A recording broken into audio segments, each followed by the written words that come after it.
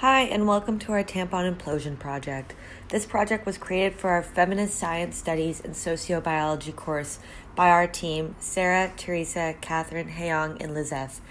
This is our information map. We have the heading that features our topic, tampons, the 3 dimensions we will be looking at today, which are the historic, symbolic, and economic dimensions. On this slide, we see that the symbolism of tampons carry many different forms, all of which are slightly related and connected to each other. There are multiple political and social movements attached to tampons, and it involves censorship, poverty, pain, taxes, accessibility, education, sex work, and even the prison industrial complex. It shows that tampons are a much more complex problem than they lead to be. Tampons also symbolize cis womanhood, puberty itself, and becoming a woman. This transition is from child to woman and has connotations of sexualization, which in turn are viewed under a patriarchal lens and misogynistic systems. This results in shame, which manifests in multiple different ways under the male gaze that result in internalized misogyny, rape culture, sexualization, gender performance, cultures of consent. There are many social and political movements associated with tampons. Today we will be discussing these 4 main outlines that we see here: the free bleed movement, period poverty, menstrual equity, and the politics of pain. The free bleed movement itself resulted from an Instagram photo being taken down due to Instagram community guidelines and standards. They argued that the censorship and the removal of a photo of a woman free bleeding on her period was in a violation of community standards. This created a larger online dialogue about censorship, attitudes towards women's bodies, femme-presenting bodies, including sex work. Also, it involved discussions about censoring nipples and the difference between women and men not having their shirts on online and what gets taken down. The free bleed movement speaks to larger issues of gender equality, as well as women's liberation and attitudes towards sex work and nudity. Period poverty speaks to larger issues of gender inequality and wealth inequality, including the pink tax, which will be discussed later on. Today we will be discussing the political movements associated with period poverty, which we saw in 2014 in the UK when a petition was started to stop the taxation on tampons using the argument of Viagra versus tampons and how Viagra isn't taxed and tampons are, while tampons and menstruation care products are actually considered essential. This created a worldwide movement that resulted in other countries, including Canada, to abolish tampon sales taxes, which Canada did in 2015, and Australia followed soon after. These petitions create larger dialogues about women's bodies, income equality, affordability, and access to necessary menstrual care items. Menstrual equity and tampons speak to larger issues such as capitalist exploitation, consequences of globalization and wealth inequality, prison reform, accessibility, and affordability. The First Step Act is a bill that was passed by the U.S. Senate, backed by the White House, that mandated access to menstrual products in prisons, shelters, and schools, which previously were not given access to menstrual care products. The argument was that menstrual care products are essential for those who have periods and therefore should be available for all of those who need it. This is largely solved in the West, as we can see, with policy and bills slowly adapting to the rapid advancement of gender equality. However, this is not the case worldwide. Capitalist exploitation has overexploited so-called developing nations and foreign countries. This has resulted in an increase of income inequality over the world, which has largely and disproportionately impacted poor women of color, including girls. There has been documentation that young girls in Africa, as well as other overexploited countries due to American imperialist conquests, have been selling their bodies and selling sex for money in order to afford menstrual care products. This speaks to the consequences of globalization and that the enhancement that we see in the West largely comes at the cost of exploiting and oppressing those overseas. And lastly, the politics of pain. Volteal is a local Cutie BIPOC owned Vancouver brand that recently released a campaign called People Have Periods, which speaks to the lack of diversity and representation of differently abled bodies, body types, and gender identities in period discourse. The People Have Periods campaign was met with transphobic commentary from the public, but has not stopped Volteal from continuing to speak about the politics of pain, the process of endometriosis, the trauma of racism within the medical industry, as well as misdiagnoses and body dysmorphia. The politics of pain require an in-depth intersectional analysis of the individual and diverse experiences of cis women and femme-presenting bodies within the medical industry. Racism and misogyny within the medical industry is well documented, as Black women especially are misdiagnosed or do not have their pain taken seriously within the medical industry. This not only results in misdiagnoses, extra pain, enhanced medical trauma, body dysmorphia, but it can also result in death. In analyzing tampons under the male gaze, we come across 4 main sections which require shame, sexualization, consent, and rape culture, all of which are its own individual aspects of symbolism and the male gaze and tampons, but also all indirectly affect each other. Shame itself and the attitudes towards tampons and periods from men result in the foreignness of tampons and the stigmatization of tampons and periods that shame the natural processes of cis women and their bodies. Periods itself represent an aspect of sexualization, as periods and puberty symbolize the transition from child to women, which has connotations of being prepared for objectification, reproduction, and sexualization. This, in turn, enhances consent, as the use of tampons will signify looseness or the ability for sexual intercourse. The sexualization of the mere act of inserting something into the vagina has been sexualized under the male gaze, despite tampons not having sexual connotations at all. The looseness of the vagina also serves as a symbol to justify slut-shaming and the overuse of the vagina. Under the male gaze, tampons are used as a symbol of consent for sexual intercourse that often plays into the role of rape culture. There are ideologies of readiness when it comes to tampons versus condoms, which enhance the public discourse surrounding gender inequality and attitudes towards men or women's bodies in a cis-het patriarchal society. Tampons reinforce gender roles and that women are meant to be convinced and persuaded into sex, and men, representing of condoms, are given the role of initiating sex, and that tampons are associated with women.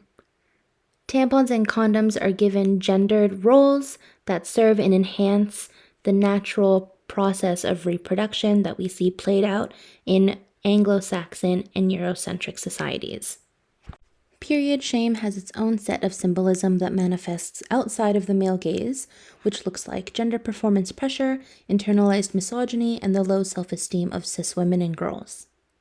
The performance pressure of hiding period products and the discretion and association with femininity sends a message about how to perform the female gender.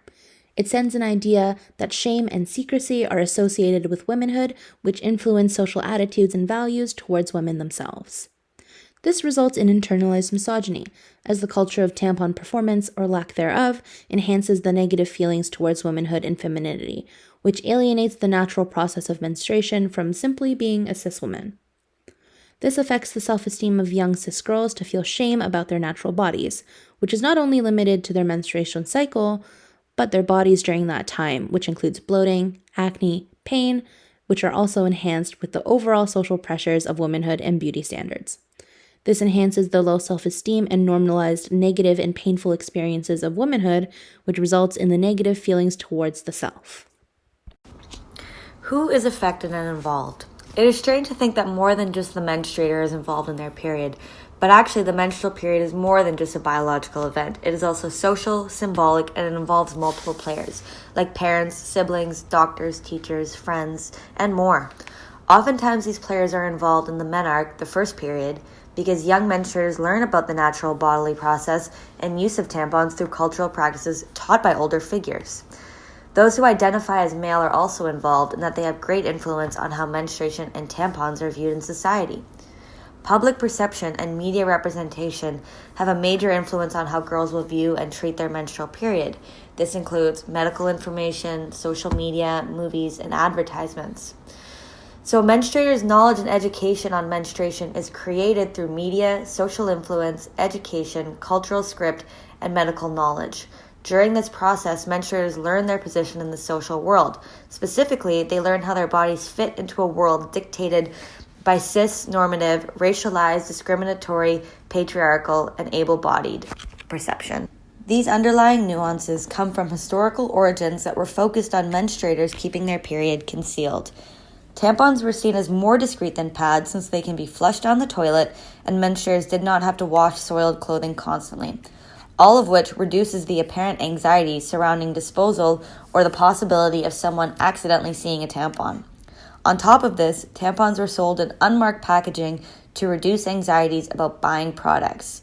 The brand name Kotex was actually created so customers didn't have to publicly ask for tampons.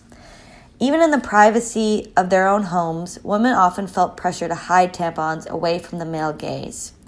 Tampons are even concealed before they are thrown away, meaning they are wrapped in toilet paper or plastic bags before being put in the trash. When these disposal products are not met, menstruators are often shamed into properly managing their bodies and associating products. At the same time, tampons are gendered. They are surrounded by norms and assumptions that tampons are products only for women. At the same time, women who use tampons are taught to hide all evidence. So, only biological women should use tampons, but they should hide it. These historical practices and assumptions set the context and rules in which menstruators live today. For the economic dimension, we are going to discuss it from 5 aspects: as a commodity, purchase and consumption, global market, pink tax, and necessity. You by Kotex is a brand owned by Kimberly-Clark Corporation that has a full line of sanitary products such as tampons and pads. The product line was firstly introduced in 2010. The target consumers are females who use tampons for period blood. We can buy it through different ways, for example, e-commerce such as Amazon, drugstores such as London Drugs, supermarkets like Walmart, and also from the vending machines.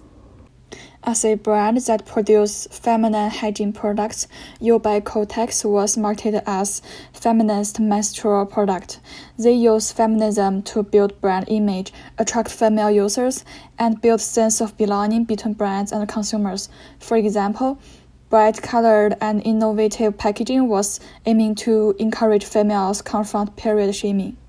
As of 2020, the global market of tampon was valued at about $4 billion and $190 million US. Kimberly-Clark, the parent company of You by Kotex, is one of the largest tampon manufacturers in the world. It sells products to over 150 countries. And there are 2 products from You by Kotex ranked among the top 10 best-selling tampon on Amazon. The 2020 annual report from Kimberly-Clark shows its core market is in Latin America, China, Eastern Europe, and ASEAN. In the future, due to the impact of COVID-19 pandemic, Kimberly-Clark plans to follow the global trend, focus more on digital and online marketing. Pink tax. Pink tax and how is this affecting the Canadians? In 2017, a survey was made to 1,500 Canadians. The survey was about whether or not they thought the government should provide feminine hygiene products. The 65% say yes. Most of the Canadians believe that removing the tampon tax is not enough. Mostly, all of them prefer the hygiene products to be partially paid by the government. The reason of this is not because the hygiene products are expensive, but because it is essential. The Coast Breakdown, National Coast. In 2014, Canadian women between the ages of 12 and 49 spent an estimated of $519,976,963 on menstrual hygiene products. Average usage per cycle. The average woman uses 5 liners and 20 tampons per cycle. At Walmart, a jumbo pack of 54 regular tampons are for $9.98 and a pack of 18 pads for $3.98. The Netflix documentary, Period, End of Sentence, it documents the fight for menstrual equality, showing how some rural Indian women were singled out for making their own sanitary napkins. The film's motive is very important because it shows how throughout the world, from developing to developed countries, menstrual hygiene products remain a privilege and are not yet accessible to the general public. UNICEF. UNICEF emphasizes that the right to health and menstrual hygiene derives from the right to health and includes specific rights related to menstruation. For example, access to menstrual products and cleaning supplies that allow women to experience their menstruation in a dignified, safe, and healthy way. However, in prisons, this right is not always fulfilled. Women do not stop menstruating when entering a prison, so their right to health and hygiene should remain intact. If a woman's period breaks well at home, the most common thing is to use the bathroom to clean herself, bath and change her towel. When in a criminal center, if the woman is working, that same fact implies having to inform the immediate officer, the head of work, and the officers in charge of guarding the gate in the different models of the situation. This type of treatment breaks into the privacy of women in these settings. However, the problems surrounding menstruation in prisons are not limited only to this. Sometimes there are problems in accessing menstrual hygiene products. According to some Latin American countries, the state has no obligation to provide these hygienic products to persons deprived of liberty. Thus, menstruating persons in detention centers are left to the will and capacities of their relatives or people who visit them. Free the Tampon Movement. The argument of the Free the Tampon initiative is that hygiene necessities such as paper towels and toilet tissue are provided at no charge in all washrooms. So why aren't tampons and sanitary napkins? Certainly they are of equal necessity and hygienic importance. Free the Tampon, British Columbia. British Columbia was the first Canadian province to join the movement, mandating all public schools must provide free tampons and sanitary napkins to students in elementary, middle, and high school by the end of 2019. The announcement highlighted more than just the free menstrual care products. It also included where these products must be placed. By the end of 2019, all public schools in British Columbia had accessible and free menstrual hygienic products in the washrooms. Allowing access to free menstrual hygiene products within the school systems contributes to an engaged classroom. Thanks, Lizeth. So I'm going to start off the historic dimension by talking first about the original tampon and discuss the differing accounts of essentially how the original tampon we know today came to be. Then I'm going to move on to the earliest documented devices and then move on to changing and differing medical opinions about tampons itself. And then Catherine is going to talk about Kotex and the media and the history of Kotex itself. So in regards to the differing accounts of when, where, how, and why the original tampon came to be, there are many examples and recollections that can be found throughout history from people worldwide, as you can see on this list here. Just to name a few, the ancient Romans made tampons out of wool. Hawaiian women used, quote, the furry part of a native fern, as written in a book titled Everything You Must Know About Tampons by Nancy Friedman. 4th century Indians used rock salt tampons. And the ancient Egyptians used what they called vaginal pessaries, which were made of elephant or crocodile dung or lint soaked in acacia juice. Many of the earliest devices, which is defined as an intravaginal object made from string and something absorbent, were documented in Europe in the 18th and 19th century. However, many of these devices were more used for menstrual management, uterine diagnosis, and as contraceptives rather than something to stop the flow of menstruation. Here are some interesting mentions. In 1776, a French doctor describes a tampon made from tightly rolled vinegar-soaked linen that was used to stem the flow of hemorrhage and non-menstrual vaginal discharge. The late 19th century U.S. gynecologist Paul F. Munday wrote a 552-page collection of work that described 8 uses for the vaginal tampon, and only the final 8th point mentioned the absorption of, quote, vaginal and uterine discharges. Menstruation itself is never specifically mentioned in his work. In 1879, commercial menstrual pads arrived in Western markets for the first time. The British Medical Journal published a report that described an applicator contraption that today seems alarmingly complex, complete with, quote, a small unsilvered glass vaginal speculum with a wooden rod. Though it's unclear whether the tampon tube was primarily intended for use by doctors, midwives, or even by women themselves, the BMJ took care to note that, quote, in cases of erosion or congestion, this little operation can generally be managed by the patient, but in cases of uterine displacement, further adjustment by the medical man will be necessary. And though medical and scientific research continue, I find that this quote by Nancy Friedman really ties together the overall medical opinions on tampons that doctors at the time had. Medical opinion was divided on tampons, with forward-thinking physicians recommending them wholeheartedly, while more conservative doctors waxed eloquent in condemning them. Robert L. Dickinson, who authored one of the first research papers on tampons in 1945, found that tampon usage was most common among young, educated women. The higher the income bracket, the greater being the employment of the tampon, he wrote. However, it is important to know that much of the research on tampons and their safety was sponsored by product manufacturers themselves. And in the case of scented tampons, as more products were created, advertising often shifted towards the secrecy that the product could offer a woman during her period. Scented tampons were a byproduct of this and were created in the 1970s by Playtex. The added fragrances often resulted in allergic reactions, and for many women, these new products were very questionable. Because what was so shocking or gross or even shameful about something that happened to half of the world's adult population every month? Kotex was created by an American paper manufacturing company named Kimberly-Clark. Kimberly-Clark produced a material called Cellucotton, which was used as bandages in World War I. When the war ended in 1919, a Kimberly-Clark employee got the idea to repurpose Cellucotton for sanitary pads from Army nurses who had been using them as sanitary napkins.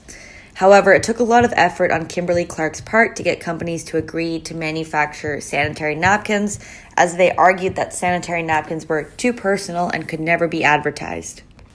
The first box of Kotex tampons were sold in 1919 at Woolworth's department store and was priced at 60 cents for 12 tampons.